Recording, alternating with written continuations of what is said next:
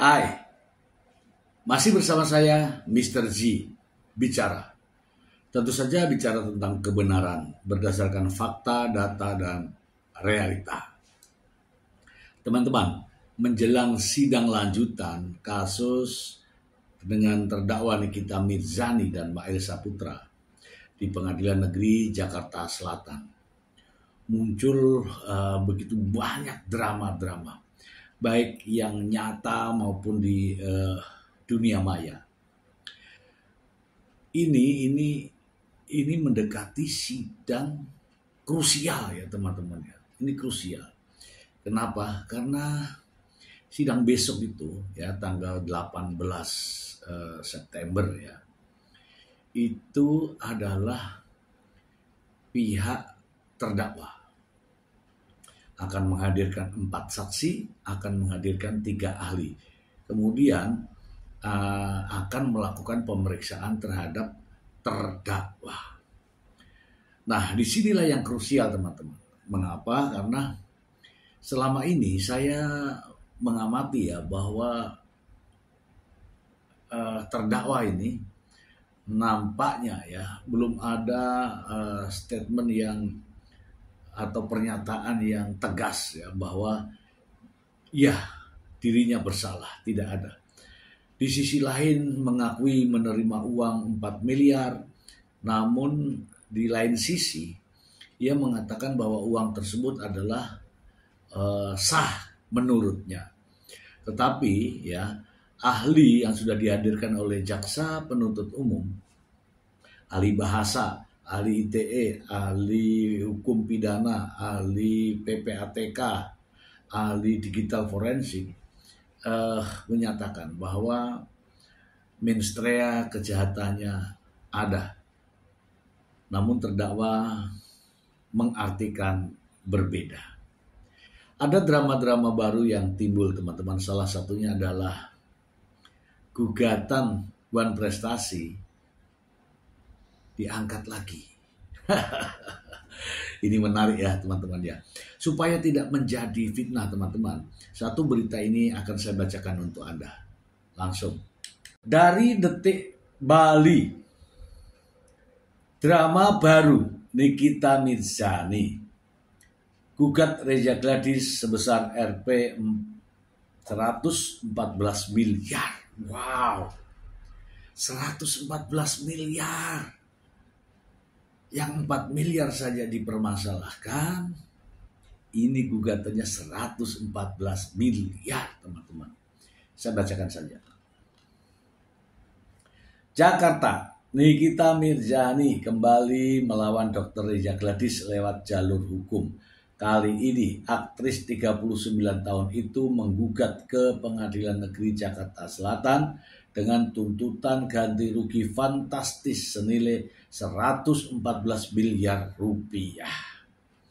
Berdasarkan penelusuran Detik.com di Sistem Informasi Penelusuran Perkara PN Jakarta Selatan, perkara ini terregistrasi dengan nomor 953 PDTG 2025 PN Jaksel pada Rabu 10 September 2025. Gugatan tidak diajukan sendiri oleh Nikita, melainkan bersama sahabatnya Ismail Marzuki yang ikut tercatat sebagai penggugat. Tuntut pengembalian uang Rp 4 miliar rupiah. Dalam dokumen persidangan, nama Dr. Reza Gladys Pretianisari dan suaminya Dr. At-Taubah Mufid tercatat sebagai tergugat. Gugatan yang diajukan Nikita dikategorikan sebagai wan prestasi atau ingkar janji. Salah satu inti petitum adalah permintaan agar majelis hakim mewajibkan gugatan mengembalikan dana Rp 4 miliar rupiah. Menghukum para tergugat untuk mengembalikan uang sebesar 4 miliar rupiah tersebut kepada para penggugat secara tunai. Bunyi kutipan petitum yang dikutip Detik Hot. Tambahan ganti rugi sebesar 10 miliar. Tak hanya mengembalikan dana, bintang film tersebut itu juga menuntut adanya kompensasi tambahan sebesar 10 miliar rupiah. Kerugian tersebut dihitung sejak adanya dugaan perjanjian kerjasama ulasan produk skincare pada 14 November 2024 hingga gugatan resmi didaftarkan. Menghukum para tergugat untuk membayar ganti rugi akibat perbuatan Wan Prestasi ingkar janji atas adanya kesepakatan kerjasama tentang review produk skincare yang disetujui dan disepakati bersama antara penggugat 2 dengan tergugat 1 melalui percakapan aplikasi WhatsApp tertanggal 14 November 2024. Terhitung sejak tanggal 14 November 2024 sampai gugatan ini didaftarkan, yakni sebesar 10 miliar rupiah, bunyi dalam petitum tersebut. Klaim kerugian non-materi 100 miliar.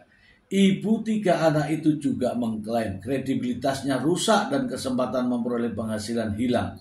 Untuk kerugian non-materi ini, Nikita menuntut ganti rugi sebesar 100 miliar rupiah. Menghukum para tergugat secara tanggung renteng untuk membayar secara tunai dan langsung kerugian atas hancurnya kredibilitas serta hilangnya kesempatan para penggugat mencari nafkah, yaitu sebesar 100 miliar rupiah tuntut pihak Nikita Mirzani. Jika total nilai tuntutan mencapai 114 miliar rupiah, selain uang, Nikita Mirzani juga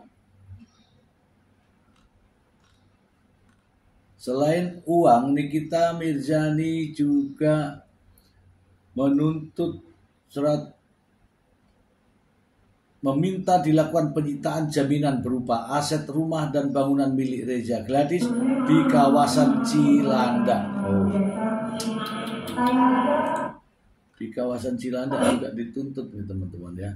Sebelumnya Nikita Mirzani juga menggugat Reza Gladys pada 16 Mei 2025 di PN Jakarta Selatan. Gugatan itu menuntut pengembalian uang dan ganti rugi senilai total 100 miliar rupiah. Namun gugatan tersebut resmi dicabut pada 21 Juli 2025 melalui kuasa hukumnya Fahmi Bahmid. Pencabutan dilakukan agar Nikita fokus pada kasus tindak pidana pemerasan dan tindak pidana pencucian uang. Oke teman-teman, kita bahas ya. Ada juga nama Fahmi Bahmid disebut ya di situ ya. Kita bahas teman-teman. Nah, itu drama baru lagi ya teman-teman ya. Selain Dr. Reza Gladys dan juga Dr. At-Taubah Mufid, Nikita Mirzani juga menggugat PT Bumi Parama Wisesa. Tahu nggak teman-teman arahnya kemana nih? Arahnya ini. Ya walaupun petitumnya tadi sudah dibacakan ya, arahnya ini adalah Nikita Mirzani mencoba ya berjuang untuk menyelamatkan rumahnya. Rumah yang dibeli itu yang belum selesai itu yang di bumi PT Bumi Parama Wisesa itu ya, yang katanya 33, sekian miliar itu juga digugat teman-teman. Karena apa? Sudah ada masuk uang DP dari Nikita Mirzani. Ya meskipun tidak dari MSN, kuasa hukumnya masuk ICU. Nikita Mirzani minta doa untuk Fahmi Bahmid yang sempat pakai ring jantung. Kita bacakan saja lah ya.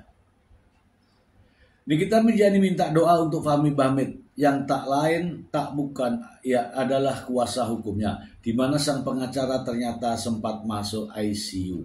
Imbas dari itu, Nikita memohon doa untuk kesembuhan Fahmi Bahmid yang disebutnya sempat mengalami drop. Nikita juga meminta maaf karena belum bisa menjenguk. Bukan tanpa alasan pasalnya Nikita Mirzani kini masih ditahan di penjara imbas kasus hukumnya yang sedang menjeratnya. Bang Fahmi juga doain ya, Bang Fahmi lagi drop, lagi sakit tadi sore, tadi pagi baru masuk ruang ICU, jadi belum bisa nengokin. Mudah-mudahan cepat sembuh, ujar Nikita Mirzani. Amin. Lebih lanjut saat ditanya perihal penyakit apa yang membuat Fahmi sampai jatuh sakit, Nikita menyebut kuasa hukumnya itu tak ada penyakit baru. Meski demikian, ibu 3 anak itu ternyata tahu Fahmi sempat memiliki masalah jantung. Bahkan Nikita Mirzani mengatakan Fahmi Bahmid pernah menjalani prosedur pemasangan ring jantung. Hal ini diduga lantaran fungsi jantung kuasa hukumnya itu sudah berkurang.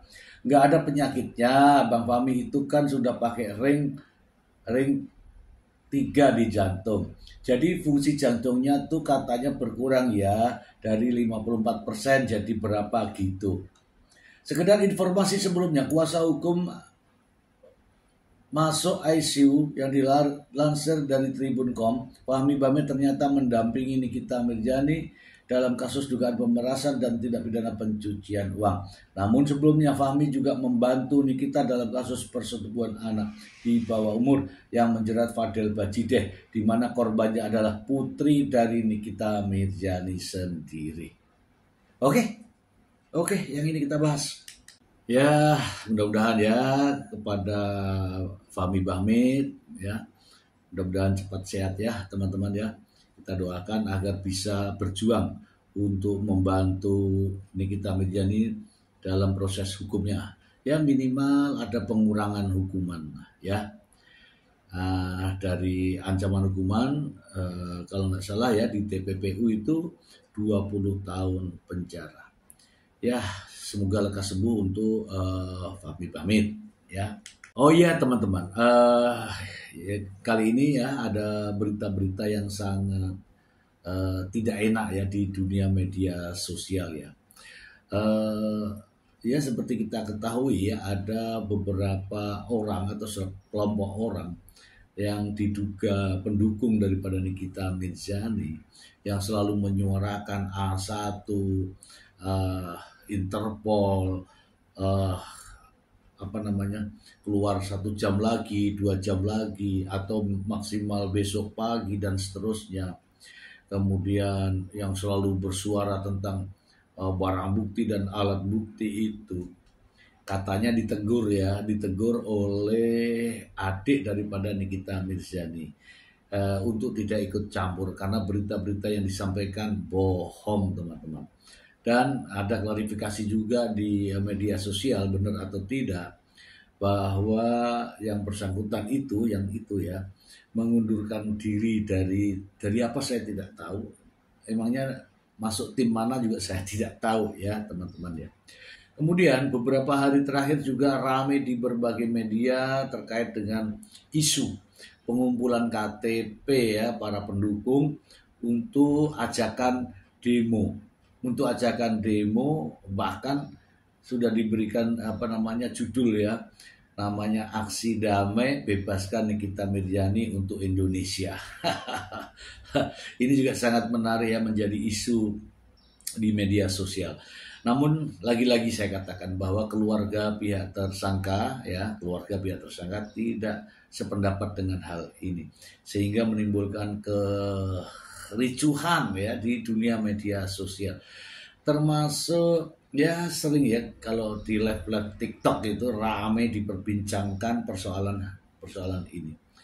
Ya saya juga menyayangkan ya ada seorang praktisi hukum yang katanya pandai gitu tetapi ucapannya tidak ada yang nyata ya, alias semuanya bohong dan tetap konsisten dengan kebohongannya.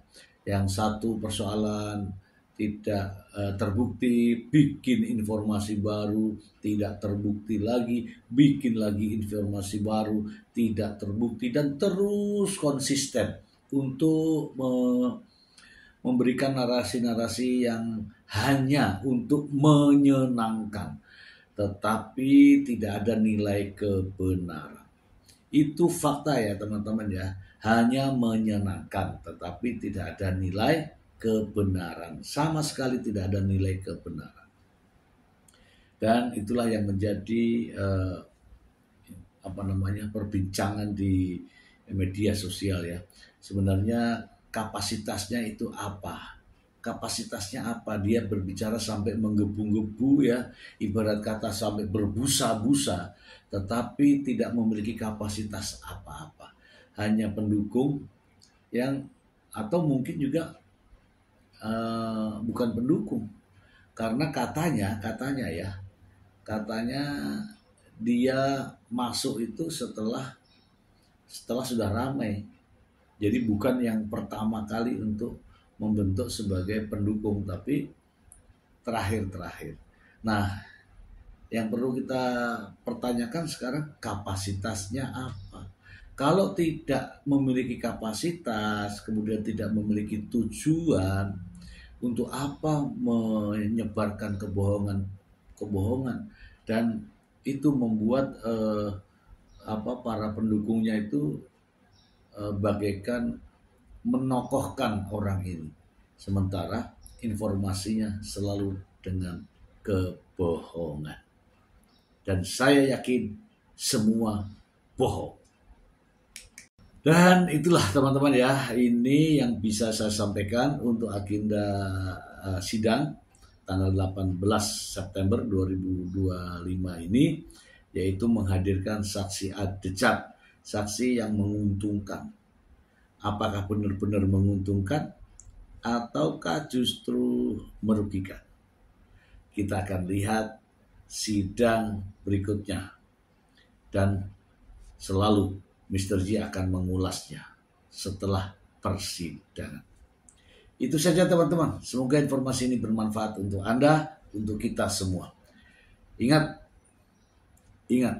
kita diberi akal sehat. Hidup itu pilihan. Silahkan gunakan akal sehat Anda untuk memilih mana yang benar dan mana yang tidak benar. Itulah sejatinya manusia. Semoga bermanfaat. Terima kasih. Bye.